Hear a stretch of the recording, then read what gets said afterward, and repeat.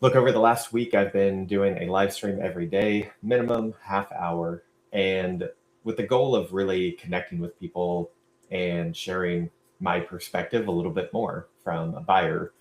And selfishly, there's a little bit of personal gain from this as well. I'm putting myself in these uncomfortable situations. It's awkward being here live, and the way the system is set up, it oftentimes feels like I'm just talking to nobody. There's really not many live viewers right now, and it's for me, it is just building my mental toughness. I'm getting the reps in. I'm feeling a little bit more comfortable every time that I get on here, and I'm excited to kind of talk through these different scenarios and different topics that we've kind of chosen throughout the week. Give you a little rundown on what we're going through today, and then I'll share my screen and we'll just get right into it. So today we're going into a set breakdown. I did this on Friday last week, talking about the same set of a nut butter section. It was from a picture I took, and I got a lot of engagement, a lot of opinions out there.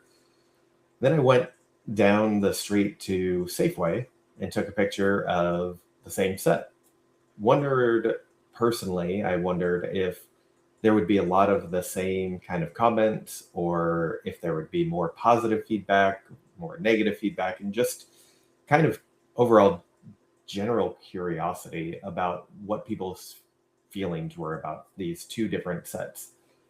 So what we have today is a new series.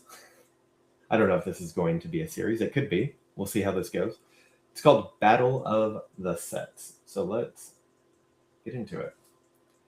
This is the image that I put out there, and this week, today, we're talking about nut butter sets. Specifically, I have one from New Seasons and one from Safeway.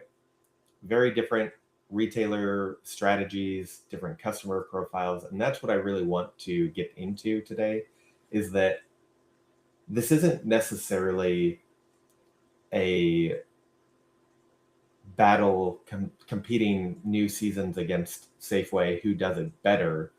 It's, does that set work for their customer profile? And that's ultimately what every retailer needs to figure out. So the goal of today is to go through a few different areas of how I would view the set as a buyer. Now that I'm not in the seat, and I can speak a little bit more freely, and I can go into some of these details a little bit more, I want to really just be transparent, open up. What are my thoughts? There might be some things that I don't like. It's not negative against anybody, like individual who set that up. It's a lot of this is personal preference, and it is always a blend of data versus your own preference or retailer strategy. And so we're going to get into that, but let's actually start looking at the sets, and we'll just break down kind of section by section what each of these pieces are really coming together to create a customer experience for that specific retailer. All right, so I've got the two photos up here. We've got New Seasons on the left, Safeway on the right. I can tell you this was picture of the New Seasons set was one of the higher engaging posts I've had in a while, and a lot of, lack of a better term, negativity. People did not like it for a few main reasons. One is it has too many items in it. But then at the same time, people said that there were too many facings. So it's like this really interesting dynamic. You have too many items, but also too many facings. So if you look at 8 feet of space, and this is just me kind of decoding the message in between here. that in between the lines and reading between the lines, I can talk. So you look at this set on the left, you see so much variety. It might be overwhelming. It is hard to determine what is peanut butter, what's almond butter, cashew, sunflower, etc.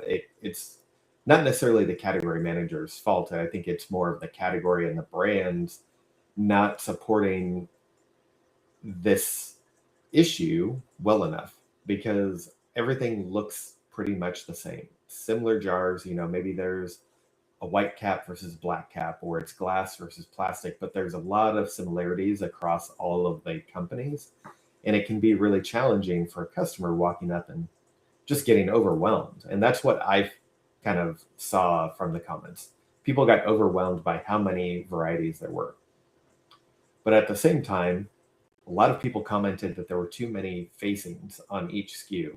Like this Adams having 4 facings, this one having 5, these new seasons, peanut butters having 5, 5, 4, 4, 4. There's all these different items with multiple facings that probably seem like they're overkill.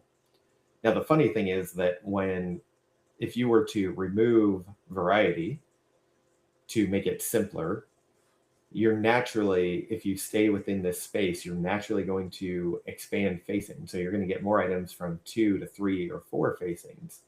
And so then you're just leaning into one of the problems that was called out. So I think for me, ultimately, I see this as a bigger, probably a category issue of how much space is really dedicated to it. Somebody called it out in the comments. It seems like they've always been at 8 feet, and that's where they're sticking with their 8 feet of space. And I think the interesting thing here is, which a lot of people don't necessarily think through, the steps that the retailer would have to take to adjust this. If we wanted to move this down to 4 feet, what does that really do? And that affects so much downstream. And not every retailer is going to have the bandwidth or the resources, the capability to do that. And specifically when you get into chains that are kind of that smaller to mid-range size. If you're just one store and you say, you know what, I've got too much space for peanut butter, there's something here next to it or on the aisle that I can expand. It's a growing category. I want to bring more variety in. That's easy enough to do. But when you start getting into chains, you have to look at the real effects of what the downstream workflow is, which, okay, well, it's not just one store. Maybe it's 10 stores, or in this case, 22 stores. If you wanted to change the average set size from 8 feet to 4 feet, you have to put that somewhere. And it doesn't mean that every store is going to have the same categories on the same aisle. Sometimes it changes based on the store size and the format. So you're left in a lot of planning and then a lot of execution to make it happen, moving things potentially not just on one aisle, but from one aisle to another aisle. And so it just creates a lot of work. So yeah, I think it can be really easy for a buyer to stay in this mindset of, well, this is nut butter, it's at 8 feet. That's the standard. And what they did was, I think, was the right move.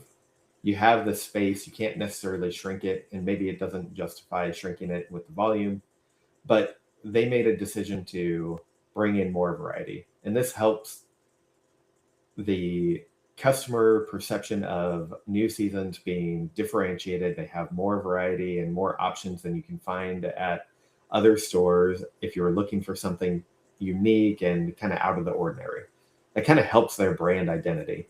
Whereas if they would have just removed 20% of these items, you're going to get way too many facings. And yeah, it's operationally efficient, but you're not necessarily generating more dollars and you're not adding to the bottom line. So I don't know. I think that's a very interesting situation there. Now, on the flip side,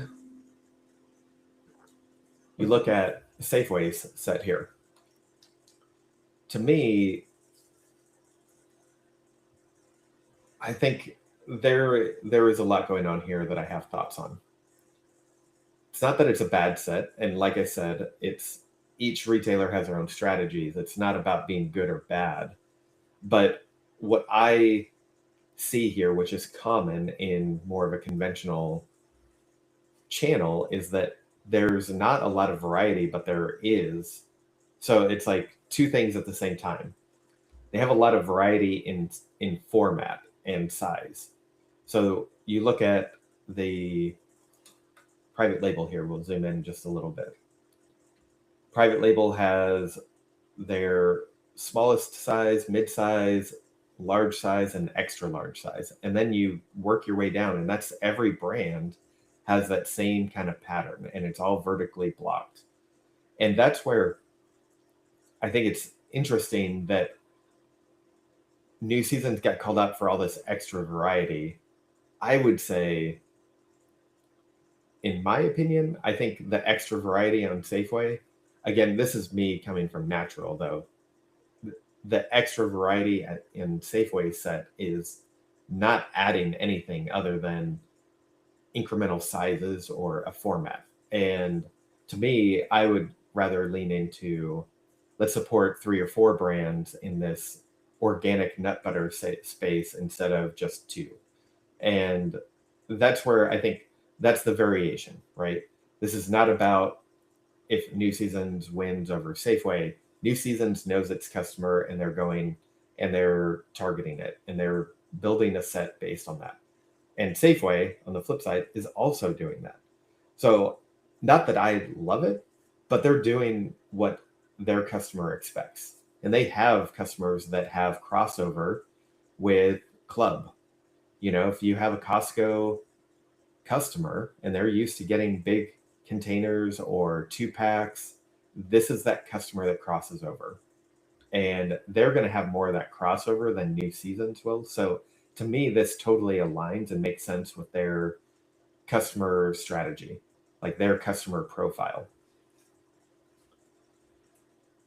And wait 1 second. So the other thing here that I wanted to call out was, again, it aligns probably with their customer profile, but you can see that out of 1, 2, 3, 4, 5, 6, 7 shelves, you have 2.5-ish that are organic and an alternative or an alternative to peanut butter. All of this is just straight up conventional peanut butter, different brand, different price point and price value perception and things like that. And yeah, some of them have honey or a natural version like the Skippy here, but it's all pretty much, you got smooth and crunchy peanut butter in some regard. Again, customer profile, it probably makes sense. New Seasons, they have plenty of almond butter. They have plenty of cashew butter. They have options in those sections. They have pistachio butter down here and cashew butter, coconut butter. They have all these different variations that customers can find and that they won't find elsewhere. And again, that supports their brand mission and their identity. So one of the other things about this is not just organic and specialty, but like looking down into here, you know, it's the breadth of organic. It's not just that they don't have that many options, but these are single faced pretty much. Like you have a couple double facings, but these are all single faced. And I think I've said it before, maybe not on this call, but on a previous call. When you are building out a schematic, the majority of the time, the data is driving how many facings there are and how, you know, if you want to stack too high or not, but the pack out is going to be driven by data for the most part. In some instances, there are retailers that probably have contracts in place where, you know, maybe, I don't know what their go-to-market strategy is here, but if Skippy is, they're the clear winner with the amount of space that they have. So they are the category champion or like the winner in this set. So they will naturally get a little bit more space, but they also might have some kind of plan in place to support always having a minimum set of facings. I don't know if that's the case here with Safeway and Albertsons or not. I know that in some retailers, especially the big ones, they do have that set up. I would say you probably see it more when you see the custom fixtures in line. Like Starbucks has custom fixtures that in Safeway that are built and only house Starbucks products. Like that is definitely, hey, I'm going to pay for that space, and I can't imagine it's just Safeway saying, yeah, I'll give you that space to do that fun thing and bring in this excitement. It could be, but that's just my hunch. All right, so the next thing I wanted to talk about was more about the mechanics of how the set is built with segments and brand blocking going horizontal versus vertical. And you can see that there are clear differences here in the different sets. So New Seasons has a little bit of vertical, more so with size here, where they've got Adams with their smaller jars and then the bigger jars. And then they've got a little bit of horizontal as well. It's a little bit of a blend, and sometimes that happens just especially in natural where you have more SKUs. So it's a little bit more challenging to fit the puzzle pieces together and make it make sense and still visually appealing, but honoring the default system of the consumer decision tree. Is it by brand that they go for? Is it by size that they go for? Is it by creamy, crunchy? All of those things kind of play into it. So I can see a little bit of both. The one thing I do want to call out here is that it looks like New Seasons is just horizontal block of all peanut butter, just right here at eye level. But I do want to clarify there is, oops, I don't want to play solitaire right now. We have peanut butter, and then we also have almond butter and a cashew butter. So it just happened to be that it looks like this horizontal block where, dude, come on. So New Seasons is horizontal, but it's across all of those different segments, which peanut butter is generally on this side, I can tell, and then you have more almond butter and cashew and alternatives on this side. On the Safeway side, it is very clearly vertical blocks all the way up and down pretty much. So in the core section of the set, you have vertical blocks, and we talked about this a little bit. It's just by size and format. And what I would say is it looks sloppy to me with the vertical blocks, but there's two things here. One is it's just naturally harder to manage vertical blocks when you have them set up this way, especially depending on how many SKUs and facings you have. It's harder to maintain that between resets. So that is a clear opportunity for or disadvantage potentially when you do vertical sets. The stores have to make adjustments sometimes, and whether that's an item getting discontinued or a new item comes in, it can naturally just look a little bit more messy than what it was designed to be. I could almost guarantee, even in this New Seasons one, a tag is missing here, and so they spread out. So this block is no longer blocked, and New Seasons is no longer blocked. My guess is I only see one peanut butter from New Seasons in the larger size. So there might be an out of stock, and they pulled the tag for the other New Seasons peanut butter there. Similar to this in the Safeway version, like right here, you can see this. I don't think this might actually be a data thing. And again, this is also where it gets difficult keeping and maintaining a clean block when you have data as the core here. So the data probably suggests that Skippy Creamy should have 3 facings, But because these private label sizes are a little bit weird, if they would have gone an extra facing on Creamy here, it would have pushed over, would have cleaned up it would have cleaned up the block a little bit, but maybe overstepped its boundaries there. And also you would have to reduce one of these Skippy facings. So again, the data probably trumped this decision in saying, no, I'm not going to sacrifice pack out on the, a top skew just to get a clean block.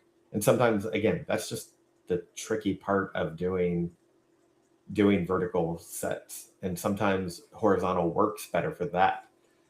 But it's not necessarily, there's horizontal and vertical also have effects on the consumer shopping habits. There is data that shows and proves that vertical is generally speaking going to be the better path for a customer. So that's where their go-to-market strategy is. They want to keep vertical stripes. So it naturally just gets a little messy. Totally understandable. What I really dislike about this, and again, it's probably coming back to data, something is off here where, visually speaking, the blocks of Jif and Skippy and whatever this is, Teddy, I think there's just some work to be done here. I don't know if one of these brands was new and maybe it shifted the block over. That could have very well been it, that this brand came in off cycle and Jif was over here above Jif. And these Skippies that probably were double-faced at the time and blocked out are now single-faced. And so that's a hunch, but it is clearly shifted now where Jif is over the Skippy block. It's not really even over the Jif block. So a little bit weird here. Also with vertical striping, I can't stand single stripes like this, like a single facing on Nutella, small size, then you've got your mid, your large, and your extra large. It just looks messy, and with it not being a clean block of like, hey, here's all of the Nutella type items blocked with like a 3-facing block. When it gets really skinny, it just seems very odd to me. But you're kind of backed into that corner when you create this vertical block system. So again, not right or wrong. It's my personal opinion. I don't love it, but it is what it is.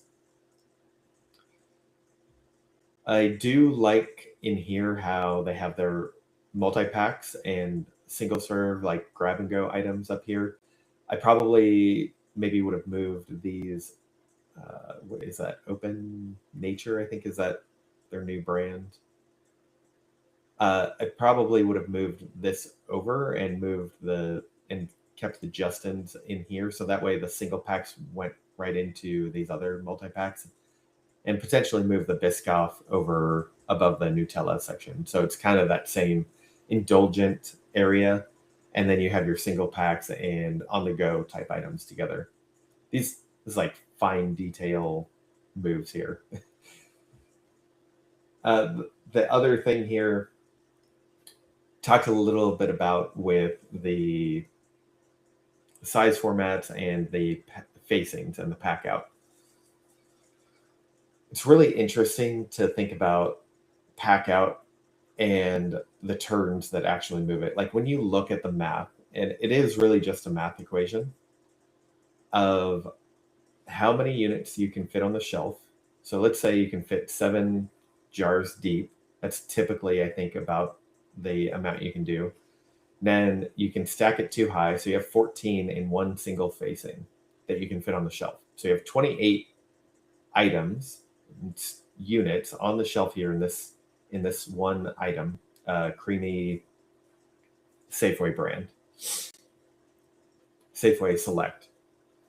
So you have 28 units, and think about how many deliveries a week they get.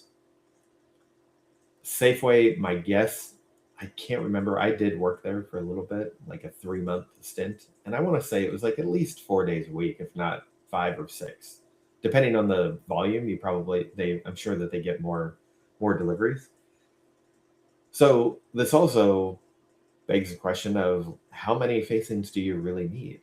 And when you get into 3 facings or 2 facings double stacked on the big guys, and how many fit into a case, like all of it is just a math equation. And when you're doing schematics, you have a program that tells you the days on hand and helps you guide towards a specific number. You can have it automatically face items to get to a specific days on hand, or I'm trying to think of the other metric here, but you can use the tools to help you guide the optimal space across all the items based on their specific volume. It doesn't usually turn out pretty because it's all based off data. Then you lose these brand blocks potentially. But what you can see is that a lot of people talk about there's too many facings. And I agree that you don't necessarily need this many facings for that. However, again, you have the space now. You have multiple constraints that are kind of blocking you from having what I would consider a perfect set. Nothing will ever be perfect because the data doesn't support a perfect looking and functional set. It just doesn't work ever. I've never had a set where I thought, this is absolutely perfect. I have the exact amount of right facings on the right SKUs with the right amount of days of supply and the right amount of case efficiency or pack out. It just does not happen. So you have to be able to like look at these sets, and it can be very frustrating as a buyer when you're building these sets, but you have to be able to look at it and at some point say, what is the best scenario here? What concessions can I give into and allow for this to be an easy shoppable experience for the customer that hits my sales targets and really supports the initiatives that we're going after. So if Safeway decided that they wanted to go after organic more and maybe more alternatives, they came out with new lines, more almond butters and cashew butters and sunflower butters and things like that. What I could see then is say, okay, we will create a section here, and it would probably be a vertical stripe so that it stands on its own against the peanut butter section. Here's an almond butter section. You have probably what they would do, different format sizes, and be able to stripe that. But it will never be perfect because when you start adding those into the mix, you don't have necessarily data in the hopper and like you can look at it. So you have to make concessions wherever you need to as you're going through that process and being okay with it. And I could almost guarantee you, I think this is probably a concession that, well, in order to make the right facings happen here, I have to be able to just single face this. Again, I didn't love it, but I know and I understand that as a buyer, you have to do some of those things that you don't love. All right, guys, I think we're going to wrap it up. I have to get my car to an appointment. I think overall, my honest take on this is I personally like more variety. So I lean towards loving the way New Seasons did this. However, I think there's opportunity, not necessarily with New Seasons, but in the category and the brands to step up and figure out how to better differentiate the products and not be the sea of sameness that people have called it. Nothing against New Seasons in that. I think that they did a good job here. There were tweaks that I probably would have made personally, but nothing drastic here. And same for Safeway. It's nothing drastic here other than, I think these things probably happened off cycle. And I think that they are hitting their mark on what they are serving for their customer. We called out exactly why there is a different structure here, where there's different size formats that really lend to the crossover shopper, and that's what they are going after and competing against, where New Seasons is not. So again, it's not about New Seasons versus Safeway. It's, did this set work for that customer? And I think they both hit the mark on this one.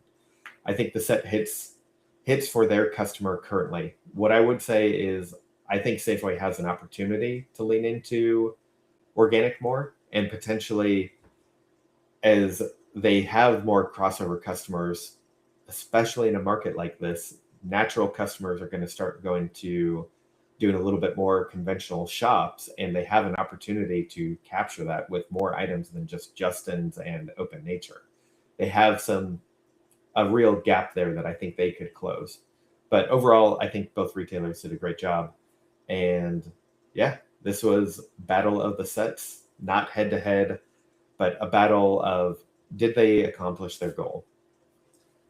All right, y'all, I will be back tomorrow. I don't know for sure yet, but I think what I'm going to do tomorrow is a product review. So if you have any tips or suggestions on types of product you want me to review, hit me up and I'll take that into consideration, go shopping later today and grab something for me to try out. All right, I'll catch you guys later.